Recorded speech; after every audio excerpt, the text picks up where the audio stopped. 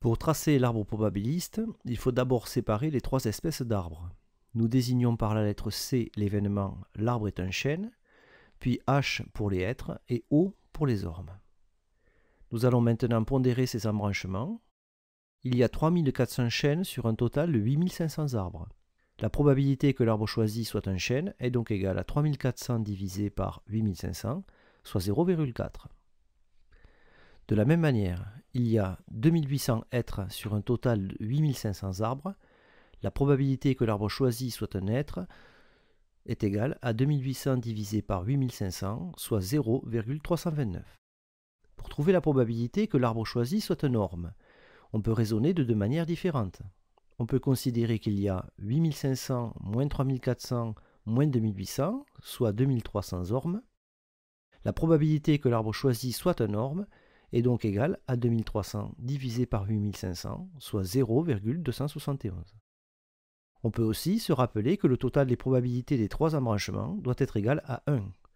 Donc, P de O égale 1 moins 0,4 moins 0,329 égale 0,271.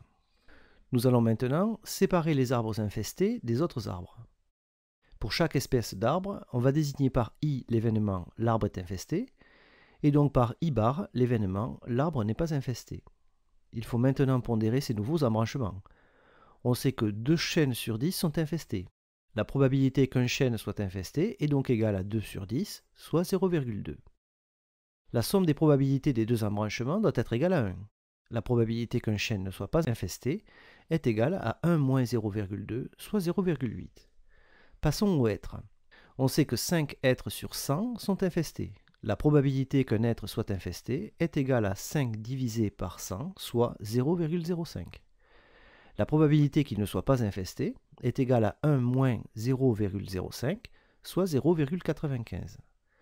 Pour les ormes, on sait que 12% d'entre eux sont infestés, ce qui correspond à une probabilité égale à 0,12. La probabilité qu'un orme ne soit pas infesté est égale à 1 moins 0,12, soit 0,88. Poursuivons en calculant les probabilités de chaque chemin de l'arbre.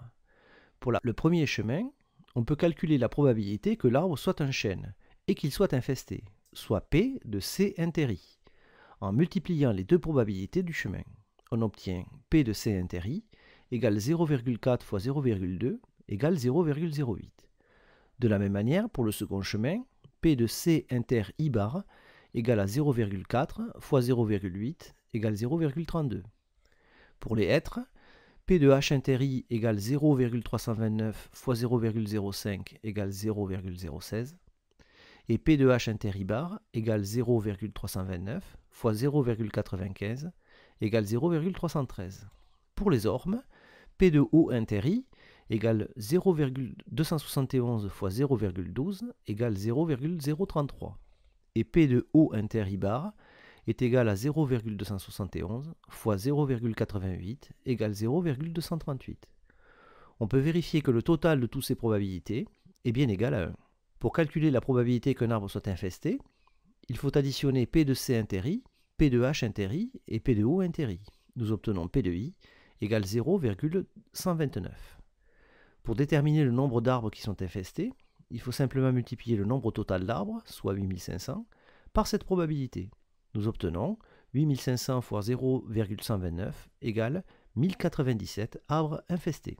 Pour terminer, si la probabilité qu'un arbre soit infesté est égale à 0,129, alors 12,9% des arbres sont infestés. Comme ce taux dépasse 6%, un reboisage est donc nécessaire.